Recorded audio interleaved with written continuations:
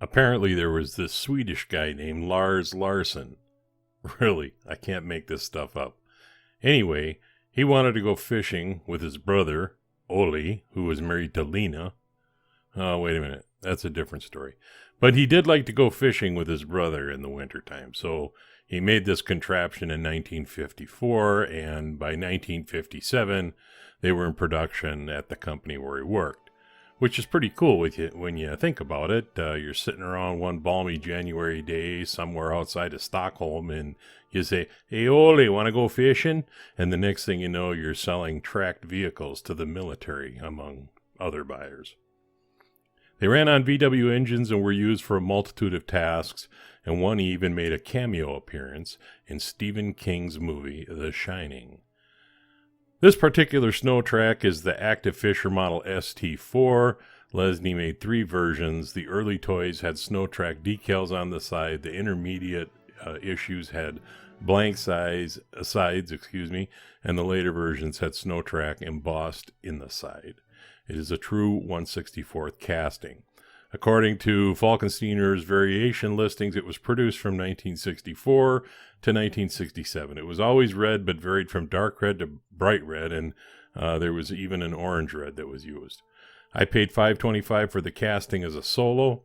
The tracks were $11.99, bringing my investment in the toy to $17.24. I'm going to be restoring this to original, or as close to original as I can make it anyway. A couple of things you might want to note. The hook on the back is cracked, and the front of the casting is bent. So stick around. The casting was held together with one mushroomed post, and then on the back there was a tab that went into a slot.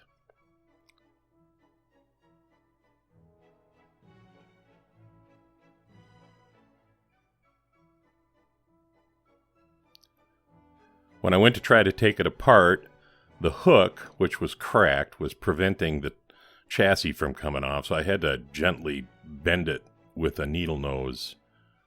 You know how this stuff is. Once it cracks, it breaks really easily. And on this one, the crack was right at the base of the hook, so I had to be really, really careful bending and straightening it. And I had to do that just to get the damn thing off the body. You know, and I gotta tell you, I've ruined more models that I've worked on during reassembly. So getting things done right on the front end is really important. I mean, drilling a hole is fine. You want to make sure it's straight and everything. But then this, grinding of the burr around the edge of the post is very important. I've had models all painted and ready to go, and then I couldn't get them together because the doggone post no longer fit through the hole cleanly, either because it had paint on it or whatever. So grinding it down is a good practice to get into. And then, of course, a drop of oil and a 2-56 tap, because I am going to have to put it back together. And ended up with the insertion of a button screw, just to make sure, mostly to make sure that I have the hole deep enough that when I put it back together, the screw will hold the chassis on tightly.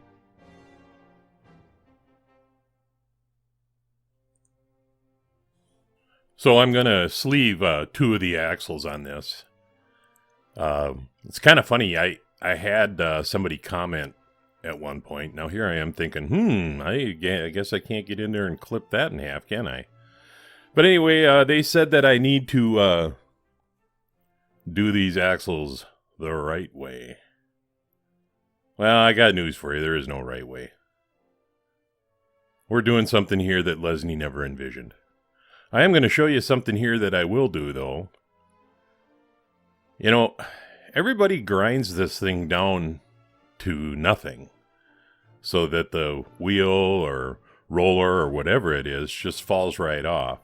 Well, the thing is they're plastic, so you can take enough of it off that you can unscrew it. And the remainder of the burr kind of threads the wheel or whatever it is you took off. And all that's left now is to strip the paint. And you know me, I just drop it in a jar of aircraft stripper and close it up and go have coffee. So now the paint's been removed and I'm looking at this front bumper trying to think of the best way to fix it. And I have a needle nose that has no teeth on it, so I don't have a problem using it here without wrapping it in some kind of protective thing like I'm doing right now, because this particular needle nose does have teeth on it. These metals are pretty soft, and since I'm going to apply some force here, I don't want to damage the casting with the teeth on the needle nose. Sorry, I was pretty intent and got off center. So now, I look at the casting and I can see that there's a lot of paint remnants, but that front bumper sure does look straight, doesn't it? Well, I'm not happy with it. I'm going to straighten it a little more. It was actually bent in a couple of different directions because the arch of the side was not rounded anymore. But anyway, once I get all done with that, I want to see how well it fits together, because I want it to go together without me having to force it in any way, shape, or form. And such is the case.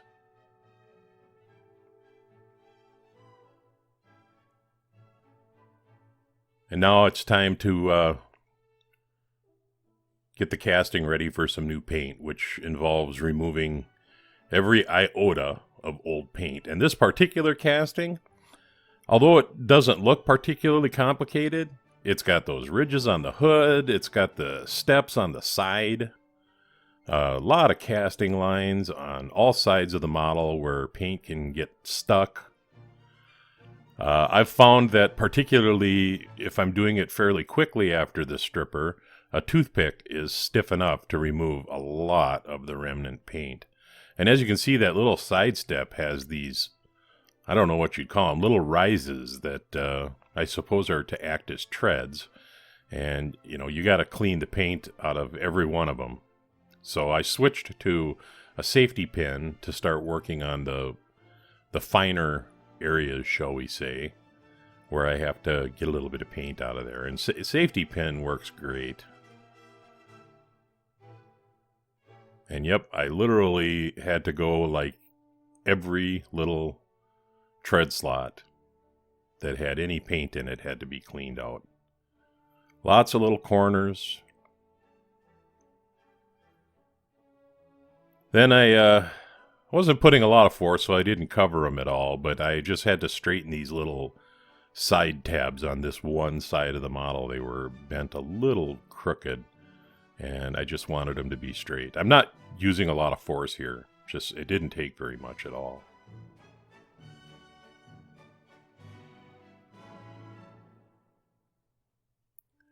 And then I also use a cotton bud sometimes to just go into the windows and everything, because a lot of times the paint is loose, but it's still sticking to the model. So a cotton bud is kind of a non-invasive way of removing loose paint.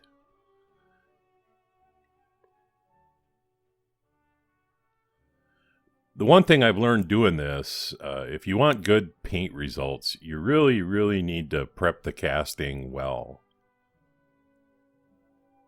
And somebody suggested getting an electric toothbrush. Well, I got news for you folks. I already own one. And I do use it, not for my teeth. I do use it in my hobbying, shall we say. And it works great. Then I gotta do something about the crack on the back of that hook, because I don't want it to break off. So we're going to use a spot of super glue gel, and a little bit of baking soda.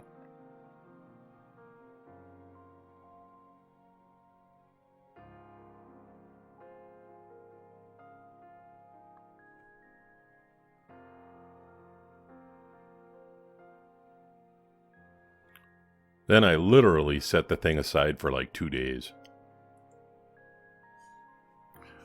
Once I had a good hard set, I took a rat file to shape the hook and hopefully make it look like it was when it was new.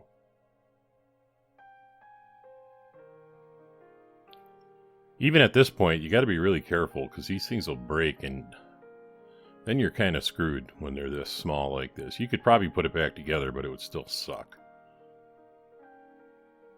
And once I had it someplace that I liked it, I just want to make sure that I can get the tab in there without having the hook interfere. And it looks pretty good. So like I had said in a previous video, I've come to find that steel wool is a really good last step. Well, washing it, obviously. But as far as prepping the casting itself, 4/0 steel wool works really well.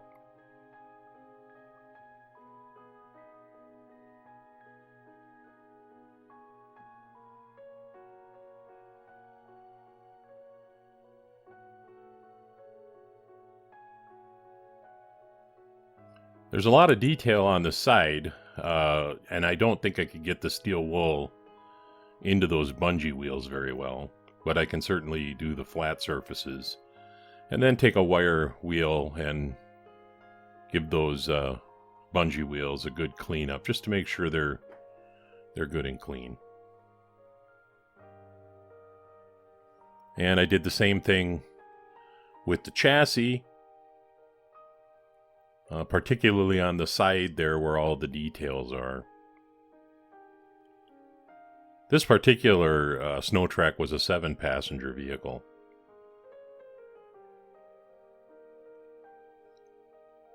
Boy, I bet Lars and his brother could get a lot of fishing gear in that, huh?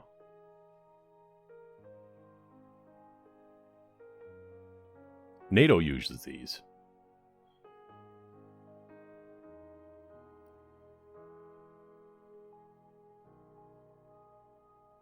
The cab or chassis or body, whatever you want to call it, Tamiya white surface primer. It's red, and I want the red to really pop. I've found that when you're using, the metallics, primer isn't generally necessary. This is a silver chassis, for lack of a better term, although the sides I guess, don't really qualify as a chassis, but we'll call it a chassis. However many coats of silver are necessary to get the desired result. Got to get in a little close on those bungee wheels to make sure that you get the paint into the details of the casting.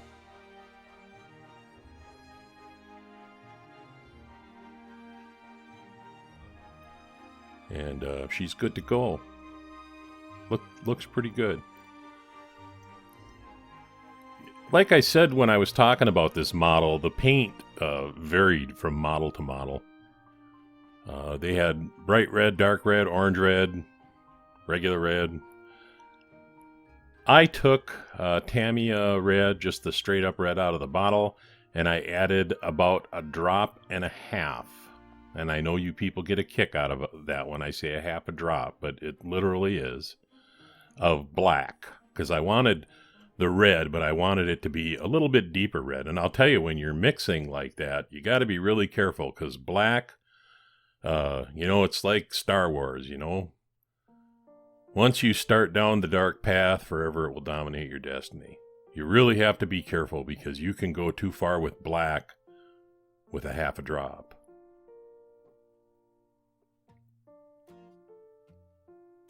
I was watching a video by another restorer, very popular one, and I watched him put a bunch of black paint into some red paint. As soon as he did it, I went, ooh, that's not going to work. And sure enough, it didn't work, and this particular modeler wound up having to remix the paint. And I'm such a frugal SOB. I hate wasting paint. So I did a tack coat, as you saw, and now I'm just successively laying on heavier coats of paint, periodically opening the valve on my airbrush to get it even heavier. I want a really good wet coat before I call it a day on this.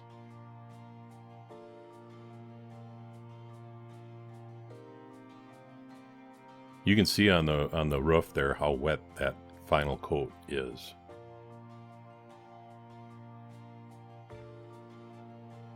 I want it to shine. I did use Tamiya X22 Clear on this after I was done with the paint.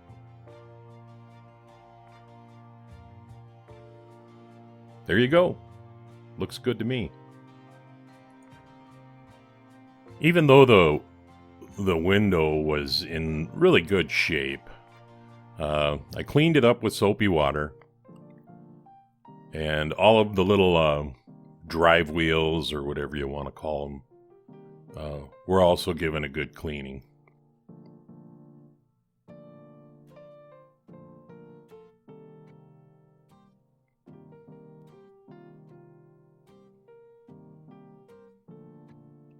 It's a fiddly business. Then using the Novus products, even though it wasn't particularly scratched, essentially all this is a mild polish. They make a step 3, which is almost like a rubbing compound, but this is more like a polishing compound. It's very finely abrasive, and I just use it with a cotton bud. And with my reversed tape, so I don't lose any of my axles, I start prepping them to be sleeved. And I have to cut them all down a little bit because I don't want them to meet each other in the middle of the sleeve. I want there to be, you know, a little open space.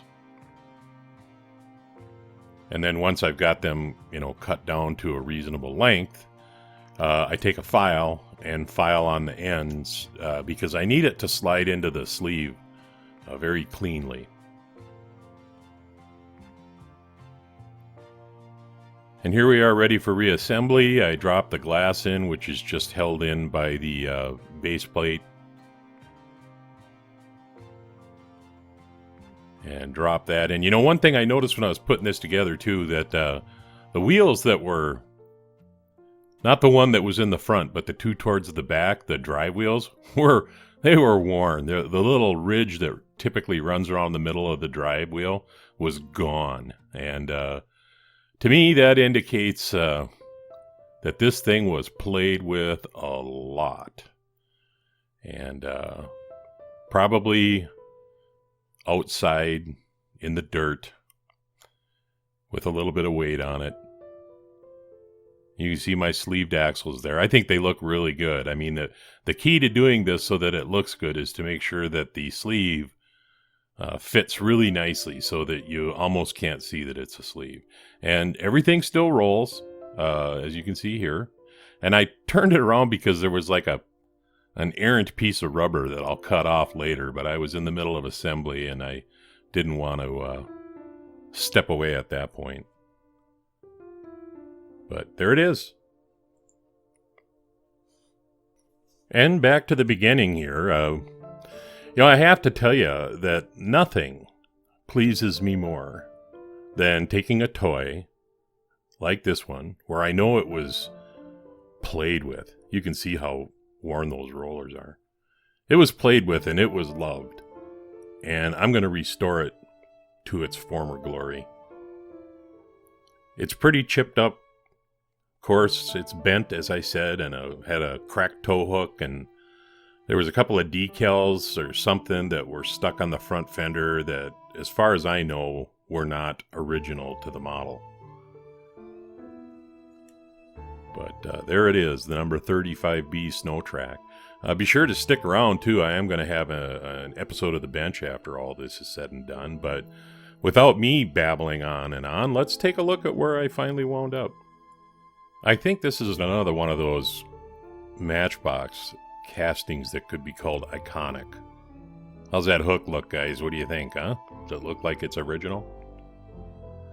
Iconic, I think, in that if you're going to be a collector of Matchbox, you really need to have one of these. It was a lot of fun to do. I love the casting. I think I nailed the color. Glass looks good. My threaded on bogey wheel, or whatever you want, drive wheel, turned out really well. The Matchbox, number 35B, Aktiv Snow Trac. And I apologize to you Swedes if I pronounced that incorrectly, but you know, Lante ute, man. This is TimeRider, and I'll leave the light on for you.